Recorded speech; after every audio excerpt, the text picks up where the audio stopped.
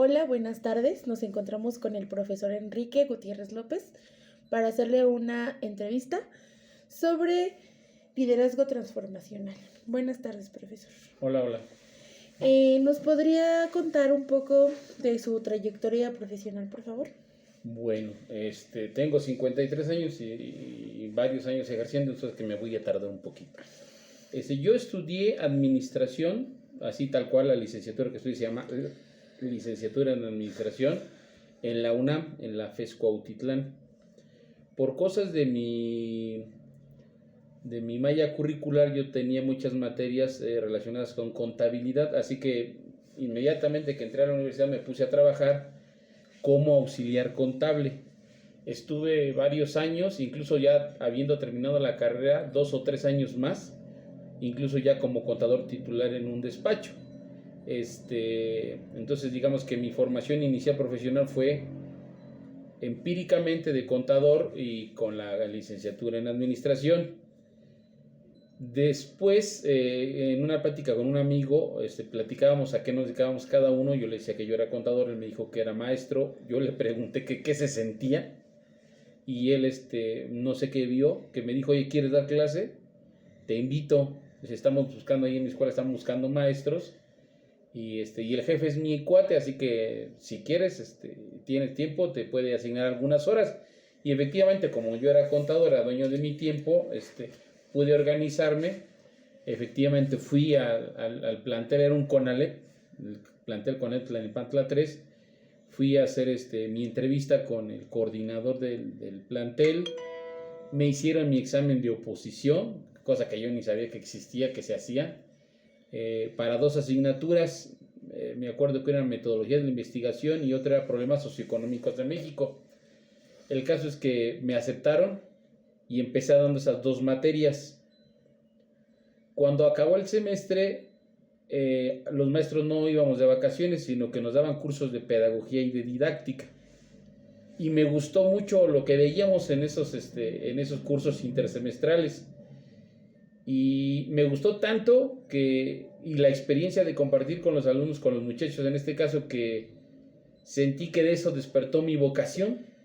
Y entonces yo que iba, digamos, como probando la, la, la parte de la docencia, pues me enamoré de ella, gracias a que tuve algunos cursos intersemestrales de pedagogía, de didáctica, y a que me gustó la experiencia que me daba estar con los chavos. Era como refrescante, como que me exigía estar preparado, estar, como dicen, actualizado y en muchas cosas. Entonces, y me gustó cómo me sentía yo ahí. Entonces se despertó mi vocación a tal grado que a los pocos años dejé la contabilidad, dejé el despacho y me dediqué a la docencia en CONALEP. Incluso estuve en 2 planteles, estuve al mismo tiempo en Tlalnepantla 3 y en el Gustavo Vaz.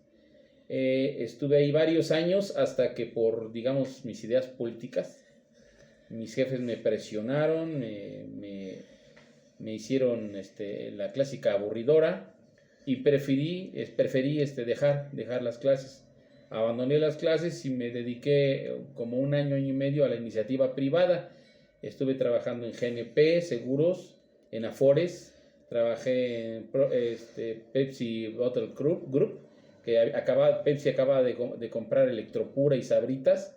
Trabajé en ese también un tiempo, hasta que precisamente un compañero maestro del CONALEP me invitó a cubrirlo. Me dijo que estaba trabajando de maestro y que ciertos días, jueves y viernes, no iba a poder ir a clase y que si lo podía yo cubrir, que era en las tardes.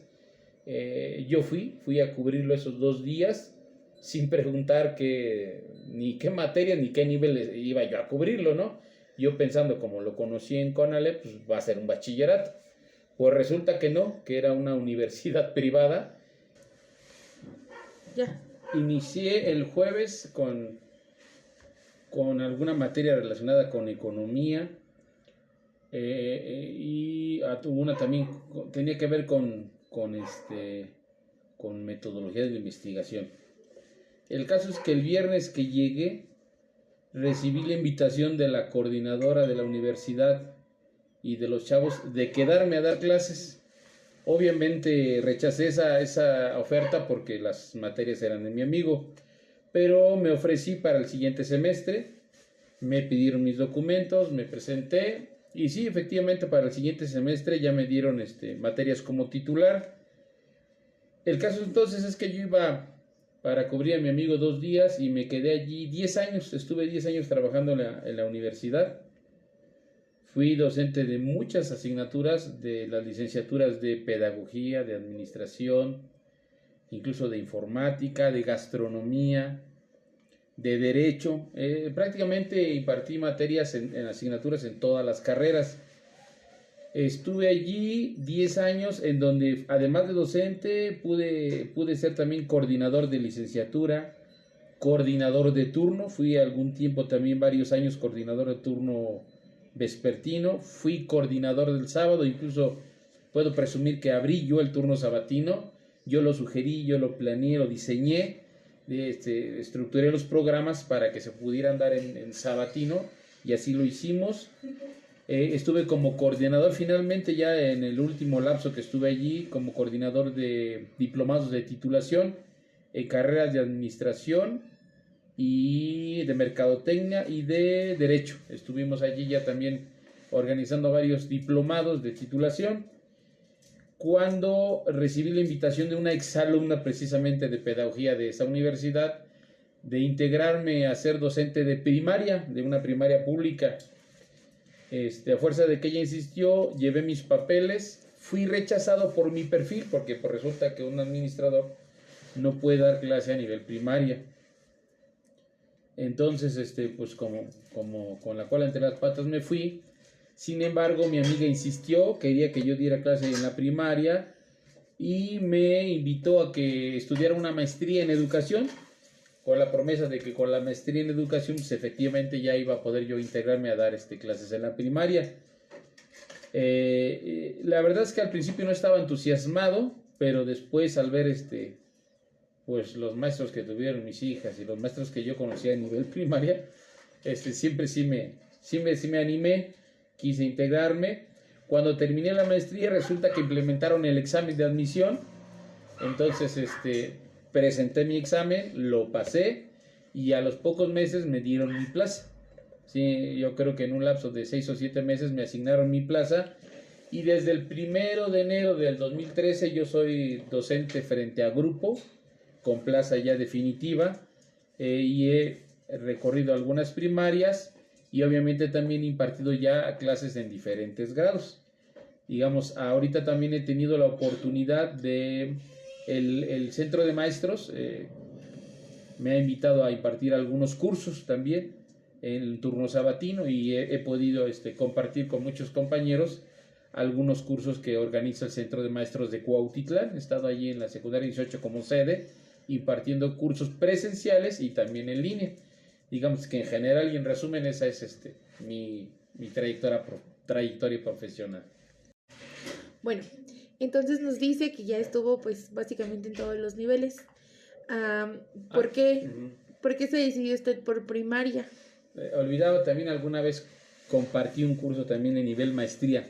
Aun cuando yo no tenía mi maestría me invitaron a dar clase y fue una experiencia muy buena. O sea, fui maestro en una asignatura de maestría. Estuvo complicado, fue un reto interesante, pero lo salvamos. Bueno, regreso ahora. Digo que yo empecé como maestro de bachillerato. Me gustó el hecho de compartir con jóvenes, digamos, el tiempo, los conocimientos, las experiencias. Luego, conocí de didáctica, de teoría pedagógica. Me gustaron mucho, me animaron. Era algo nuevo para mí. Entonces me apasioné por la docencia. Incluso, pues les digo, yo tuve algunos otros trabajos de iniciativa privada, pero la docencia ya no la pude dejar, ya fue complicado para mí. La extrañaba cuando no estaba yo dando clases. Entonces entendí que había descubierto esta vocación. Estuve en algunos bachilleratos privados, les decía yo, estuve en clases en una universidad, pero en algunas reflexiones, en algunos cursos, en algunas introspecciones personales, digamos, entendí que quizás la edad temprana, la edad primaria, era una buena oportunidad para mí como docente y como persona de influir en los valores, en la educación, en la formación de los niños. Por eso es que finalmente acepté la invitación de mi exalumna de integrarme al nivel primaria, y ya estando en el nivel, habiendo dado a clases algunos ciclos escolares, descubrí que sí, que había sido una buena elección dedicarme a docente de nivel primaria por todo lo que puedo aportar y aprender de los niños, que extraño también dar clases a adultos, pero sí la verdad estoy encantado dando clases con niños. Es para mí divertido incluso. Muy bien. Abordando el tema que nos ocupa, me gustaría preguntarle cómo definiría usted el liderazgo transformacional dentro del contexto educativo. Híjole, bueno, hablar de liderazgo podría llevarnos tiempo, pero para abreviar, podría hacer algunas precisiones. En primer lugar, creo que muchos de nosotros tenemos equivocado tanto el concepto de liderazgo como la definición, ya sea porque no lo entendemos bien, porque tenemos la definición incompleta, o porque nos han dado ejemplos equivocados y eso distorsiona el entendimiento del concepto de liderazgo. Un líder es aquella persona o grupo de personas que dirigen a otras a la consecución de objetivos que son comunes para todos. No son objetivos que le preocupa conseguir al líder o solo a los colaboradores, ¿no? Son objetivos que a todos les preocupa conseguir. Para lograr eso, un líder debe desarrollar habilidades y valores como la empatía, la asertividad, la solidaridad, la autoridad moral, la autoridad intelectual, entre otras. Y una persona con estas cualidades nos transforma incluso a nosotros mismos, transforma la manera en que trabajamos, la manera en que nos organizamos, transforma la manera en que vemos las cosas, la manera en que abordamos nuestros objetivos. Entonces, para hablar concretamente, a pesar de que el liderazgo puede tener muchas etiquetas como liderazgo autocrático, democrático, situacional, transformacional, no todas esas etiquetas le van bien. Yo creo que si un liderazgo efectivo no es transformador, entonces no es liderazgo. Por eso yo creo que la etiqueta de transformacional no le queda bien a la palabra liderazgo, porque redundando, si no transforma, no es liderazgo. Ok, muy bien. ¿Y usted qué piensa en cómo influye este tipo de liderazgo o el liderazgo en el clima escolar y en la motivación docente? Aquí voy a ser muy tajante. El liderazgo transformacional no influye, determina.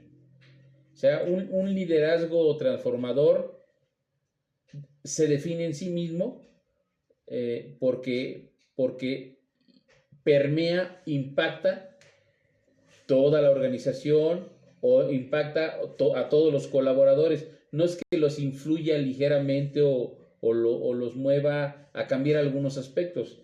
El liderazgo transformacional hace eso, transformar la manera en que se hacen las cosas. Entonces no influye poco, sino que debe ser determinante. Muy bien. ¿Y cómo cree usted que influye la gestión en la gestión de una escuela, por ejemplo? Bien.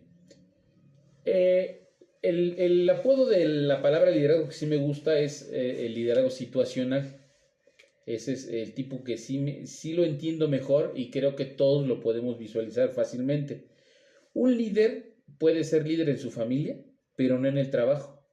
Puede ser un líder en su banda de rock, pero no en otros campos sociales o en otras áreas, grupos sociales donde se desenvuelve. Entonces, yo como maestro, por ejemplo, puedo ser un líder transformador en mi aula o un líder efectivo en mi aula.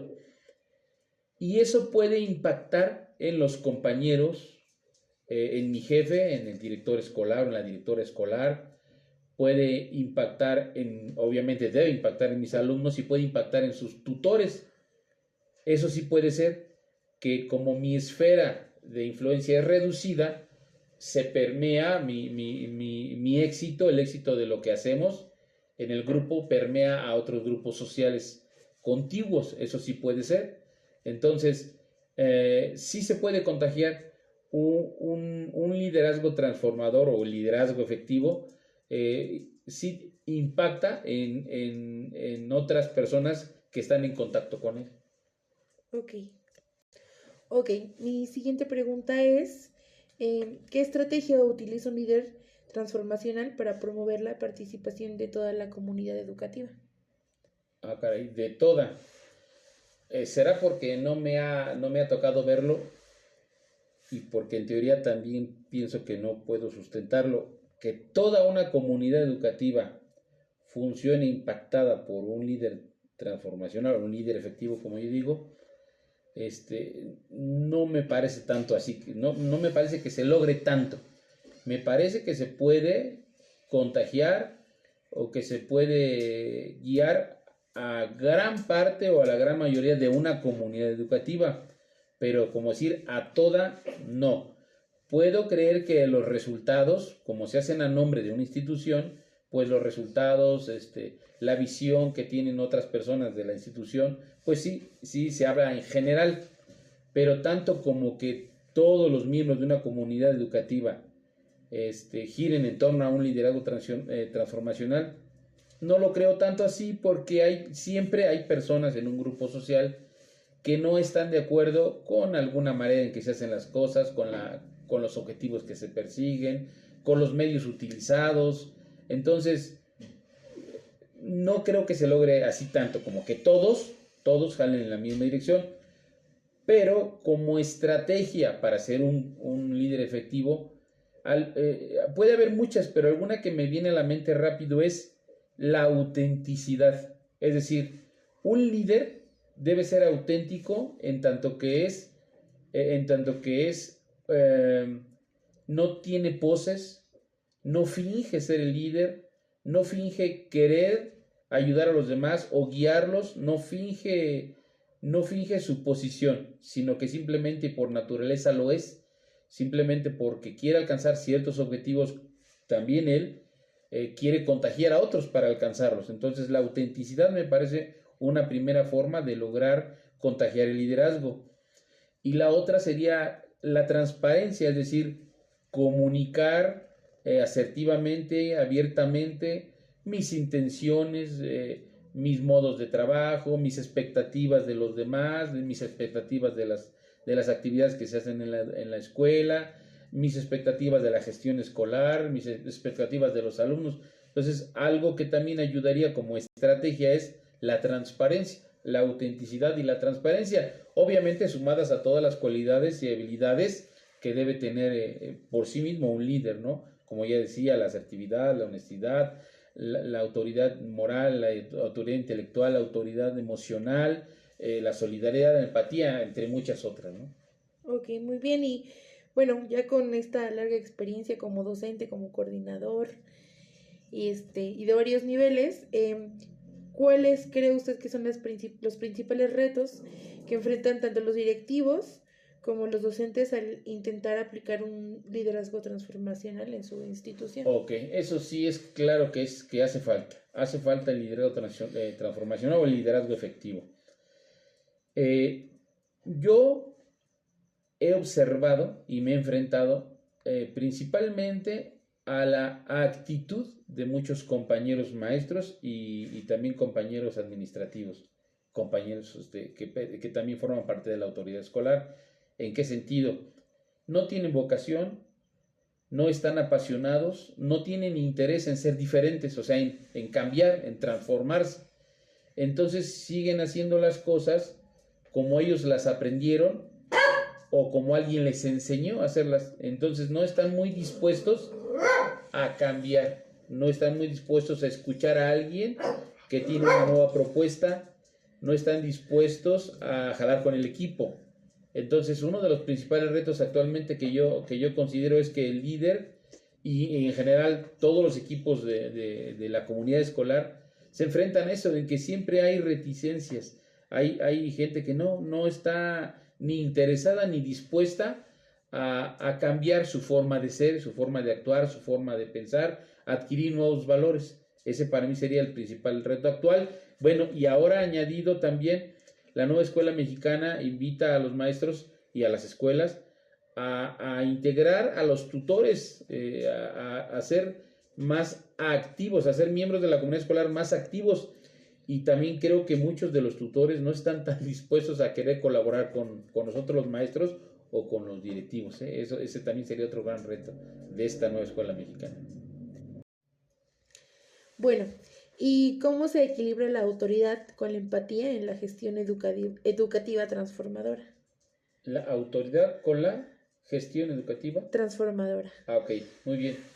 Mira, pues yo he estado de los dos lados, del lado de la autoridad y del lado del subordinado. He sido coordinador, decía, en la universidad coordiné algunos turnos. Eso significaba que yo tenía a mi cargo el diseño de los horarios, la selección de los docentes, el orden en que iban a estar dando las clases en toda la semana, digamos, escolar. Elegía qué docentes daban cuántas horas. En algunos casos hasta elegía el tabulador, cuánto se le iba a pagar. Los reclutaba, me entrevistaba con ellos. Obviamente también yo controlaba su asistencia y las insistencias administrativas y laborales con ellos. Entonces entiendo la parte de la autoridad.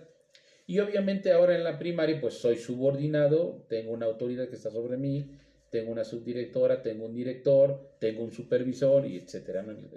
El escalón que conocemos.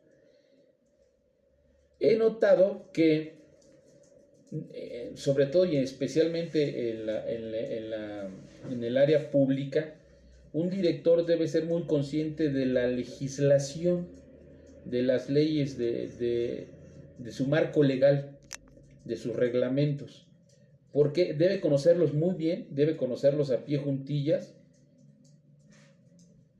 pero debe, al aplicarlos, considerar que sus subordinados son seres humanos que se enfrentan a circunstancias también especiales de vida y que de repente incluso habrá que saltarse una regla para no ser injusto o para dar la oportunidad que alguien que se desempeña bien no sea afectado.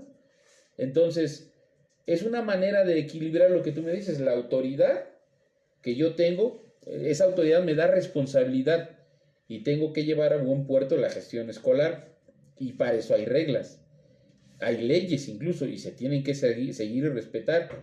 Sin embargo, si yo como autoridad las aplico a rajatabla, entonces corro el riesgo de ser injusto muchas veces, o de dañar quizás la dignidad, quizás la buena intención de algunos de mis subordinados por aplicarles las leyes o los reglamentos a rajatabla, insisto. Entonces, la autoridad debe balancear, debe equilibrar, debe considerar sí las leyes y los reglamentos, pero no debe dejar de ser humano, de considerar que sus subordinados tienen una vida no solo profesional, sino también personal, que son padres de familia y que tienen otras actividades y que viven circunstancias de salud o laborales o legales o administrativas que de repente le dificultan o le impiden hacer sus quehaceres cotidianos profesionales con la efectividad o cumpliendo las reglas a pie juntillas. Entonces es un mediador, es un equilibrador, es un mediador de esto. Debe ser justo, debe ser legal, pero también debe ser humano. Entonces ahí estaría yo creo que el balance. Conocer las leyes, conocer los reglamentos, aplicarlos, pero con salvedades. Ok. Entonces, ¿podría compartirnos alguna experiencia personal donde el liderazgo transformacional haya generado un cambio positivo en alguna escuela o grupo de trabajo en el que estuvo? Sí, quizás puedo comentar otro rápido, mira, ambos fueron en la universidad.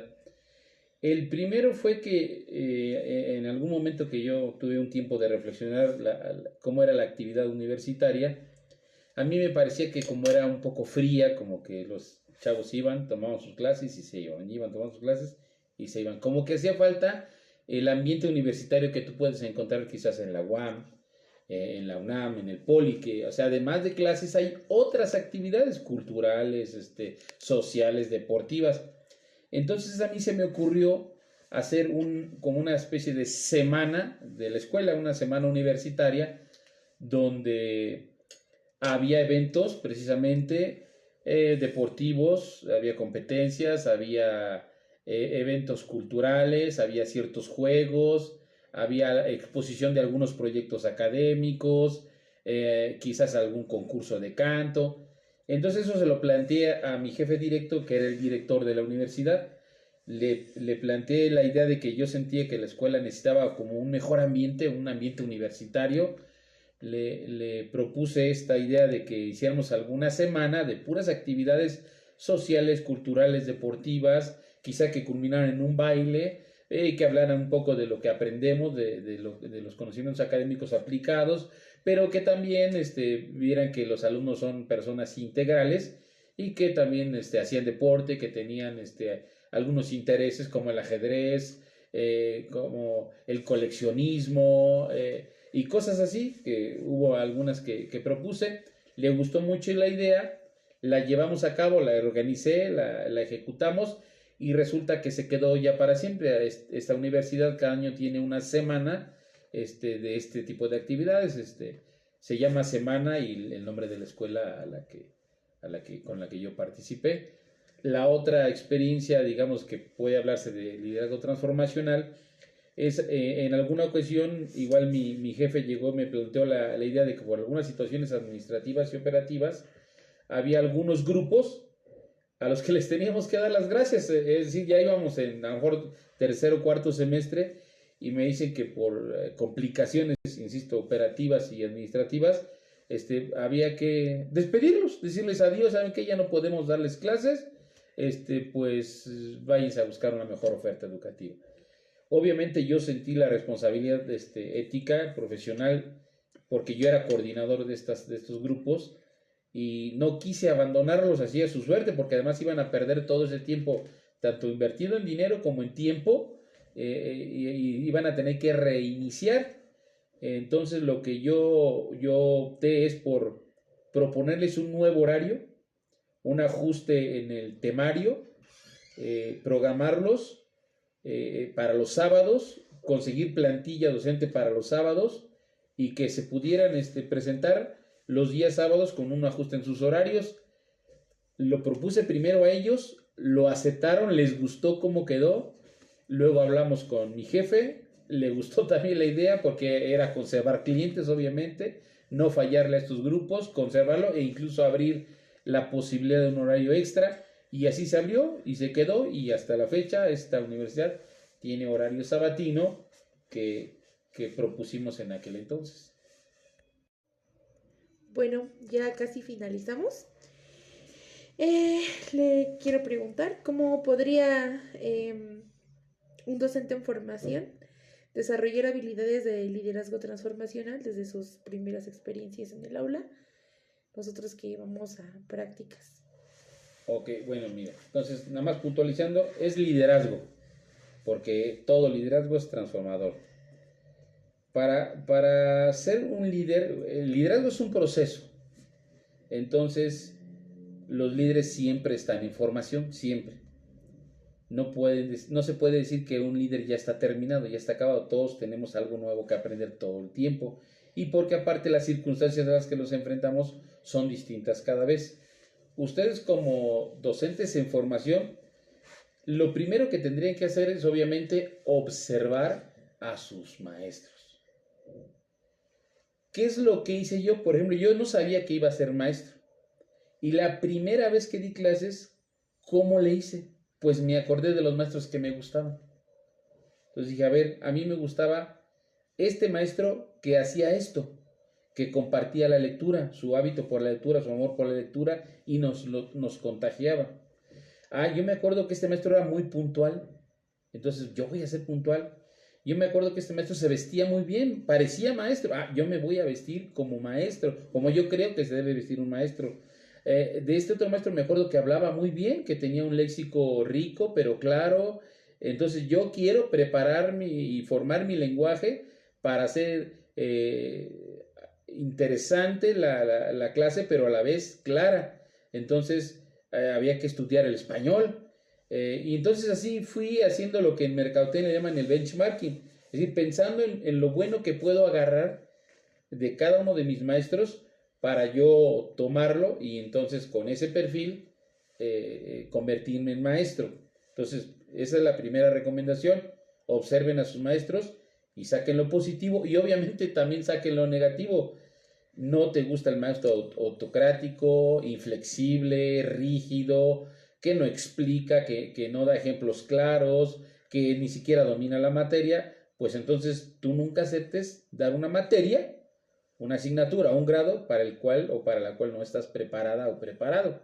Entonces, una estrategia es la honestidad, es decir, yo sé, yo puedo, entonces acepto, yo no sé, yo no puedo, entonces no acepto.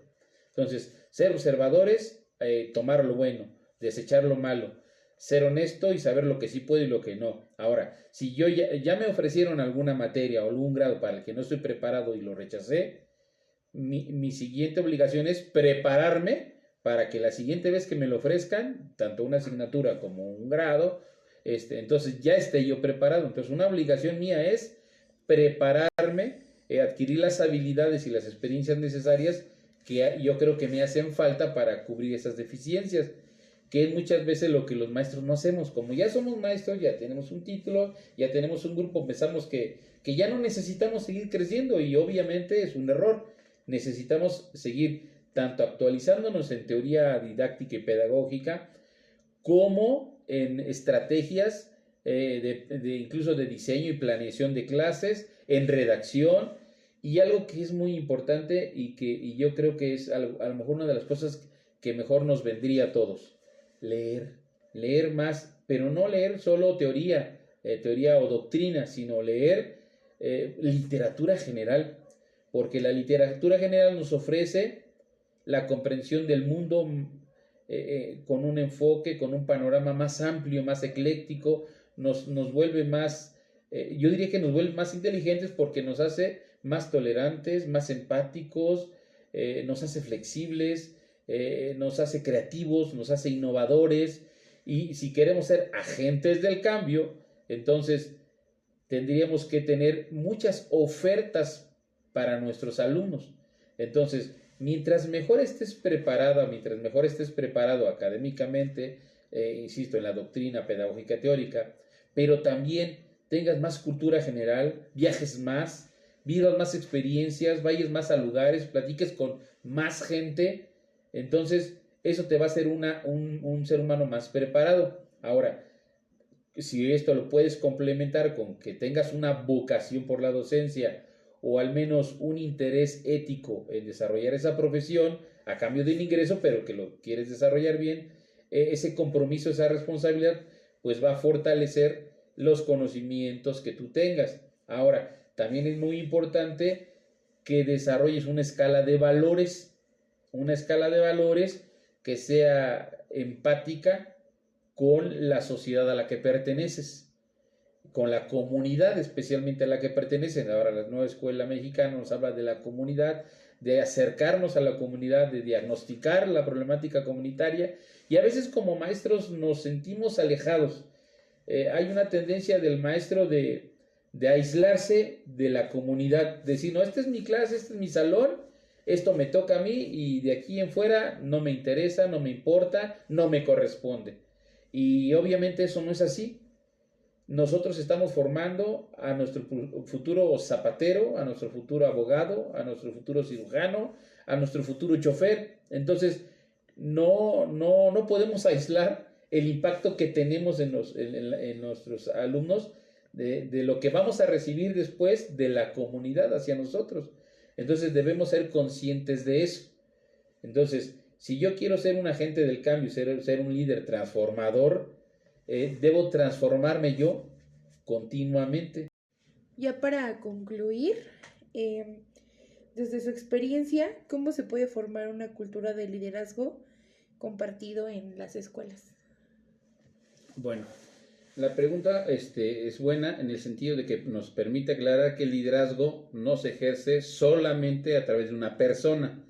El liderazgo puede ser ejercido, practicado por una, dos, tres o un equipo completo de personas, guiando a un grupo o un número más grande de personas. Bien, a partir de esto, en educación primaria o en educación básica tenemos la oportunidad de los consejos técnicos escolares para que ahí trabajemos este asunto del liderazgo compartido. Tradicionalmente los consejos se usan como, híjole, ¿qué le digo? Como centros de plañideras, donde vamos a quejarnos, a lloriquear, a criticar todo, al gobierno, al sistema, a los tutores, a otros maestros, a los alumnos. Eso hablo desde mi experiencia, pero no, o pocas veces, tratamos asuntos de éxito, casos de éxito. Pocas veces aprovechamos el tiempo para compartir el liderazgo, para fortalecerlo y reconocer que también hacemos cosas bien, que también hay cosas bien, que también hay tutores que educan bien, que tienen buenas familias, que tienen buenos hijos, que también hay compañeros que tienen buenas planeaciones, buenas actitudes, que tienen buenos proyectos, que tienen buenas dinámicas, y eso es lo que nos falta rescatar para fortalecer el liderazgo colectivo, el liderazgo compartido. Rescatar los casos de éxito, las situaciones de éxito, las acciones de éxito que hemos tenido y fortalecernos a nosotros mismos. Entonces creo que ahí es un buen momento, un buen lugar para fortalecer el liderazgo, el Consejo Técnico Escolar. Además de que para fortalecerlo más, yo propondría dos opciones. Uno, que haya tutores de familia en los consejos técnicos, para que hubiera un debate más abierto, más transparente, más amplio, más enriquecedor, y así el liderazgo se compartiera incluso con los tutores.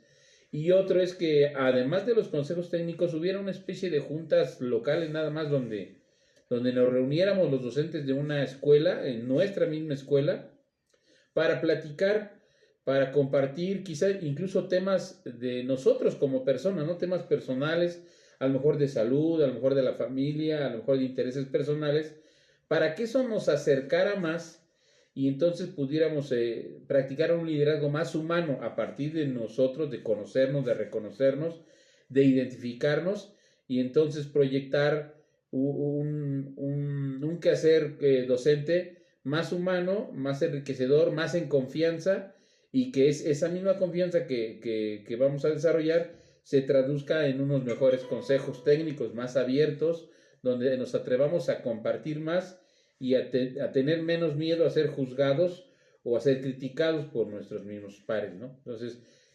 redundando o repitiendo, el Consejo Técnico Solar es una buena oportunidad para compartir liderazgo. Nos falta compartir situaciones de éxito, desde planeaciones, formatos, dinámicas, actitudes, actividades, acciones entre maestros y por otro lado también invitar a los tutores a los consejos técnicos para hacerlos más enriquecedores. Ok, bueno, pues muchas gracias. ¿Tiene algo más que agregar?